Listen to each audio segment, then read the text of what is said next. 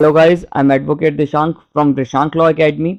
आज हम पढ़ने जा रहे हैं आपका डॉरी प्रोहिबिशन एक्ट कि डॉरी क्या होता है, क्या नहीं होता, कब डॉरी प्रोहिबिशन एक्ट आपका लगता है, कब नहीं लगता, उसके बारे में हम जानेंगे। ठीक है, तो पहले जानते हैं कि आपका ये इनेक्ट कब हुआ था।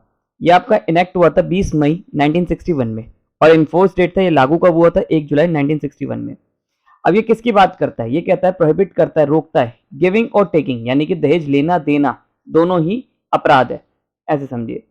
अब ये क्या है आपका, ये होल ऑफ इंडिया लगता है आपका, इस पे नोटिफिकेशन सेंट्रल गवर्नमेंट देगी तभी ये लागू होगा, ऑफिशियल गेस्टेड में यानी कि राजपत्र में देगी तभी आपका लागू होगा। अब जो इंपॉर्टेंट डेफिनेशन है, जो सबसे ज्यादा समझने वाली बात है डॉरी की। Dowry means any property and valuable security. एक एक लाइन को हम ध्यान से समझेंगे। एनी प्रॉपर्टी, यहाँ पर एनी की बात कर रहे हैं, कौन सी प्रॉपर्टी? इधर मूवेबल और इमूवेबल। अच्छा, आप एक बात बताइए, जो हमारे गहने होते हैं, डायमंड्स हो गए या ज्वेलरी हो गई, ये किस में आएगा? प्रॉपर्टी में या वैल्यूएबल प्रॉपर्टी सिक्योरिटी में? ये आएगा प्रॉपर्टी में। देखिए, वैल्यूएबल सिक्योरिटी क्या है? वैल्यूएबल सिक्योरिटी को समझने से पहले आप ऐसे समझिए, एक बार इसे डेफिनेशन समझते हैं वैल्यूएबल सिक्योरिटी की। ये देखिए, वैल्यूएबल सिक्योरिटी एक डॉक्यूमेंट है और वो डॉक्यूमेंट कैसा होना चाहिए? लीगल राइट का होना चाहिए, उसमें एक लीगल राइट किसी का आ रहा हो। अब वो लीगल राइट कैसा हो? जिससे कोई लीगल राइट क्रिएट हो रहा हो, लीगल राइट आपका एक्सटेंड हो रहा हो, लीगल राइट ट्रांसफर हो रहा हो, रिलीज हो रहा हो, या आपका रिस्ट्रिक्ट हो रहा हो, ये चीज है। अब इसे ध्यान से समझिएगा।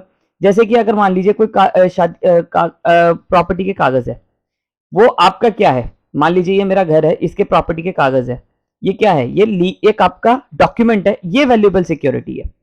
यानी कि ऐसी कोई वैल्यूएबल सिक्योरिटी जिससे कोई राइट क्रिएट हो रहा हो, ठीक, जैसे लीज एग्रीमेंट हो गया या ऐसा कुछ हो गया। जैसे आपको अब एक बार एग्जांपल से समझाते हैं। मान लीजिए ए और बी की शादी हो रही है। ए जो है वो ब्राइड है, यानी कि दुल्हन है, बी जो है वो ग्रूम है।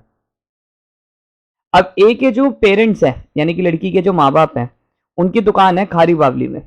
अब वो क्या करते हैं कि वो इसके नाम पे लीज पे दे देते हैं एज ए डॉरी। ठीक है, ये मांगते हैं, देते हैं, जो भी है, इनको दे देते हैं। तो अब ये क्या है? ये वैल्यूएबल सिक्योरिटी है, क्योंकि प्रॉपर्टी की जो कागज थे वो आपका वैल्यूएबल सिक्योरिटी, और वो इसे दे देते हैं, लीज पे दे देते हैं अपने दामाद को 10 साल के लिए एज ए डॉरी। ठीक है, तो क्या ये चीज आपकी इसमें कंसिडर करी जाएगी? आंसर इज यस, ये चीज इसमें कंसिडर करी जाएगी। देखिए, अगर उन्होंने गिफ्ट के तौर पे दिया तो ये चीज नहीं आती। अभी मैं आपको फर्क भी बताऊंगा कि 406 और डॉरी में क्या फर्क है, ये भी चीज अभी आपको समझाएंगे। तो अभी आपको मेरे को क्या समझाना है कि कोई भी चीज आपकी प्रॉपर्टी या वैल्यूएबल सिक्योरिटी में क्या है। जो आपका कोई प्रॉपर्टी हो गई, कैसी प्रॉपर्टी? जो आपका मोबाइल हो गया, ये सब कुछ हो गया, ये प्रॉपर्टी में आ गया। और वैल्यूएबल सिक्योरिटी में आपका कोई आपका डॉक्यूमेंट आ गया जिससे आपका लीगल राइट क्रिएट हो रहा हो। सेक्शन 30 ऑफ आईपीसी में ये डिटेल में बताया। अब क्या है? गिवन और एग्रीड टू गिवन। अब देखिए, गिवन या तो दे दिया है, पास्ट टेंस आ रहा है ना, देखिए।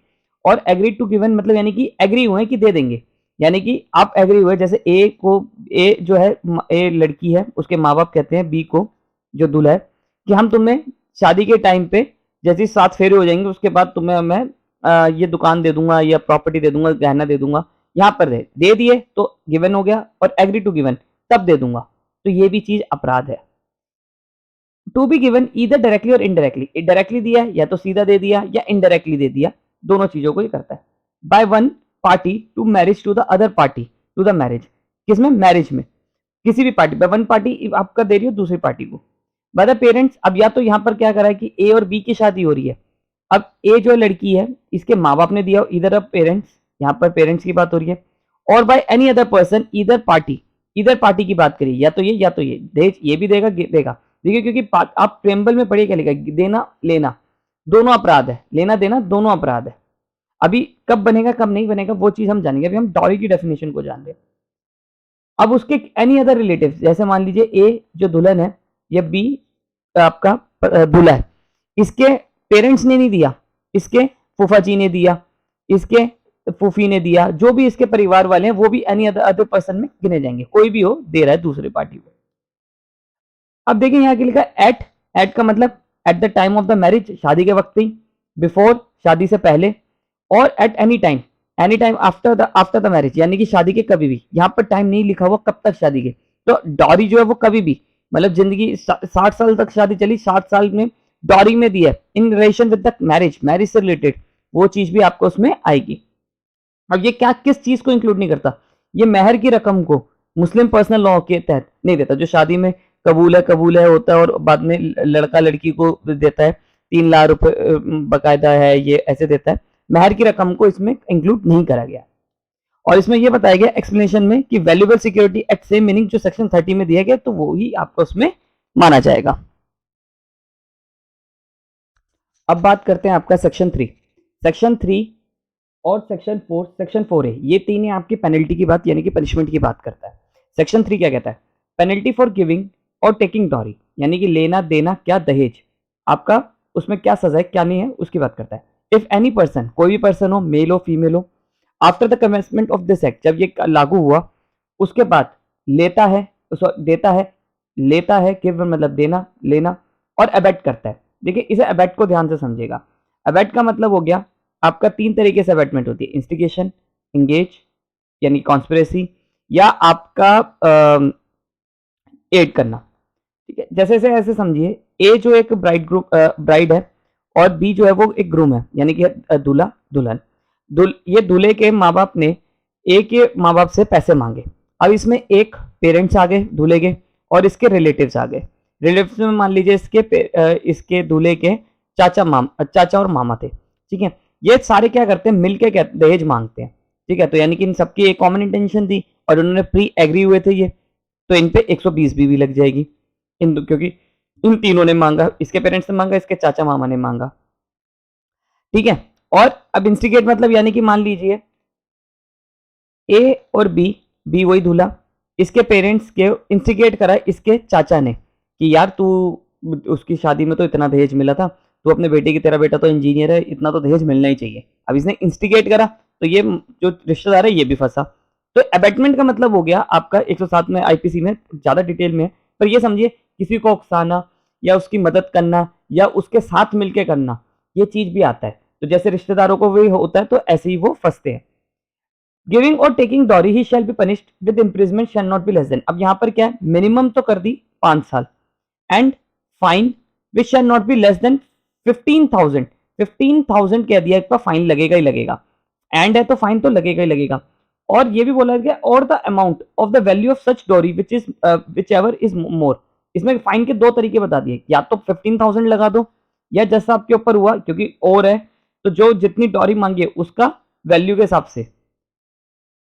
और अगर यहाँ पर प्रोवाइडेड लगा कि कोर्ट को लगता है कि नहीं 5 साल से कम सजा सुनानी चाहिए। ठीक है, अब देखिए क्योंकि यहाँ पर मिनिमम कर दिया कि 5 साल तो मिनिमम है, पर जैसे आपको लगता है नहीं है इसके ऊपर 5 साल से कम लगना चाहिए या कुछ भी है, तो जैसे आपको रिकॉर्डिंग में रीजन देना पड़ेगा कि मैंने इसे 5 साल से कम सजा क्यों सुनाई है अपनी जजमेंट के अंदर, तभी वो 5 साल से कम सुनाएंगे। तो मिनिमम कितनी हो गई 5 साल, और मैक्स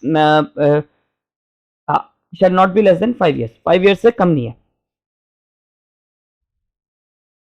अब बात करते हैं आपका सेक्शन 3 का सब क्लॉज 2। ये कहता है nothing in subsection 1 shall apply. अब ये कब नहीं अप्लाई होगा, कब नहीं आएगा, यहाँ पे डिफेंस आ रहा है एक तरह से। यहाँ डिफेंस को समझिए, presents which are given at the time of the marriage. मान लीजिए शादी के टाइम पे bride to the bride without demanding having, यानी कि विदाउट डिमांडिंग। मान देखिए अब यहीं पर आपको मैं 406 और आपका डॉरी कब लगता है कब नहीं लगता वो समझिए। देखिए इसमें क्या होता है, गिफ्ट्स ही आते हैं, गिफ्ट्स, शादी में गिफ्ट्स आते हैं। और इसमें ये क्या आ गया आपका, डॉरी में आ गया आपका डिमांड। अगर मान लीजिए ए ने बी से डिमांड करी है, चाहे कोई भी मान लीजिए, अभी आप ब्राइड ग्रूम मानिए कुछ भी मानिए, ए ने बी से डिमांड करी है कि मुझे 5 लाख रुपए दो, ठीक है, या कोई वैल्यूएबल सिक्योरिटी दो या कुछ भी दो, गाड़ी दो, ऐसे कुछ भी दो, कोई भी ग्रेटिफिकेशन मान लीजिए, तो वो आपका डॉरी में आ गया क्योंकि वहां डिमांड है। और अगर डिमांड नहीं करी, माँ बाप ने खुशी से अपने दिया था, जैसे आपने देखा होगा कि ए के जो माँ बाप है वो अपनी खुशी से अपनी बेटी को कुछ गहने वहने दे देते हैं। ठीक है, अब वो क्या होता है कि अब जब शादी करके जाती है तो वो चीज दहेज में नहीं आया, क्योंकि माँ बाप ने खुद अपनी इच्छा से अपने पति को, अपनी बेटी को और अपने दामाद को सामान दिया होता है, दोनों को सामान दिए। ठीक है, वो चीज उसमें नहीं आएगी। अब क्या होता है, शादी के टाइम के बाद औरत के सारे गहने उसकी सास रखवा लेती है या पति अपने पास रखवा लेता है, लड़की का सारा स्त्री धन अपने पास रखवा लेता है, तब 406 बनती है। तो यहाँ पर ये समझिए कि 406 आपका हो गया जो उनका सामान था विदाउट डिमांडिंग, यानी कि कुछ प्रेजेंट्स हैं। अब ये प्रेजेंट्स किसी को भी हो सकते हैं। ठीक है, जैसे मान लीजिए अगर ये ए है, ये बी है, ए के माँ बाप, ये लड़की है, लड़की के माँ बाप खुशी से अपने बी के रिश्तेदारों को, अपने दामाद को, दामाद के पेरेंट्स को, रिलेटिव्स को कुछ सामान देते हैं, तो वो डॉरी में आएगा ही नहीं, उन पे कोई केस ही नहीं बनेगा। ठीक है, ये चीज। Provided that such presents are entered in a list maintain in accordance. अब इसमें एक लिस्ट की बात करिए, वो आगे हमने पढ़ना है, ये लिस्ट के अकॉर्डिंग दी है, तो वो चीज भी आपका उसमें नहीं आएगा। बी कहता है presents which are given at the time of marriage to the bride groom without any demand having made on this behalf, यानी कि कोई भी प्रेजेंट है, तो प्रेजेंट अगर दिया विदाउट डिमांडिंग, तो वो चीज आपका डॉरी में नहीं आएगा। जहां डिमांड होगी वहीं डॉरी होगा, जहां डिमांड नहीं होगी वहां डॉरी नहीं आएगा। प्रेजेंट, एक प्रेजेंट कब आपका डॉरी बन जाता है, जब उसमें डिमांड आ जाए, अरे दोगे नहीं कहते, तो मांगा तो वो डॉरी बन गया। ऐसा प्रेजेंट जो मांगा वो डॉरी बन जाएगा, अगर नहीं मांगा तो वो डॉरी में नहीं आएगा। Provided such present and enter list maintain in according with rules under this act. अब यहाँ पर एक और प्रोवाइड दिया, provide further that there are such presents are made by on the behalf of the bride groom. अब such parents customary values, value of not excessive high regard to financial status by whom we are such given, यानी कि वो जो gift होने चाहिए वो आपके bride के, यानी कि दुल्हन के औकात से बाहर, मतलब यानी कि उसके पेरेंट्स के औकात से बाहर से नहीं होने चाहिए, फाइनेंशियल स्टेटस तक के होने चाहिए, उससे बाहर नहीं होने चाहिए। तो सेक्शन 3 ये बात करता है। सेक्शन 3 में सिंपल सी बात है कि आपका सजा की बात बताता है, और प्रेजेंट कब आपका डॉरी बन जाता है, जब उसमें डिमांड है, चाहे ए ने मांगो या बी ने मांगो, किसी ने भी, दुल्हन ने के परिवार वालों ने मांगो या बी के दुल्हन ने, तब आपका वो बन जाता है। आज के लिए इतना ही। अब क्या हम अब सेक्शन 4 पढ़ेंगे। आज आई होप आपको मेरी वीडियो पसंद आई हो। अगर आपको मेरी वीडियो पसंद आई है तो चैनल को सब्सक्राइब करिए।